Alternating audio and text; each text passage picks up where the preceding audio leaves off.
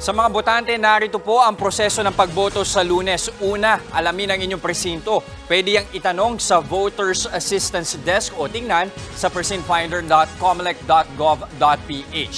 Pagdating po sa presinto, kumuha ng balota. Para sa mga botanteng edad 15 to 17 years old, SK ballot lang ang kukunin. Para sa mga 18 to 30 years old naman, isang SK ballot at isang barangay ballot ang para sa inyo.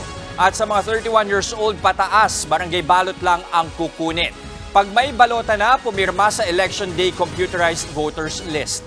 Saka po na ng balota ng inyong mga boto. Huwag kalimutang gamitin ang ballot secrecy folder. Pagkatapos bumoto, tupiin ang balota at ibigay sa Electoral Board. Mag-thumb mark sa ballot coupon at magpalagay ng indelible ink sa hintuturo. Gugupitin naman ng assigned EB ang ballot coupon at ilalagay sa ballot box. Ayon sa COMELEC, hanggang alas 3 lang ng hapon ang pagboto at malalaman agad ang mga nanalo pagsapit ng gabi. Mga kapatid, Jess De Los Santos po. Iba na ang may alam at may pakialam sa panahon ngayon. Para sa tuloy-tuloy na balitaan sa Frontline kahit weekend, mag-follow at mag-subscribe sa social media pages ng News 5.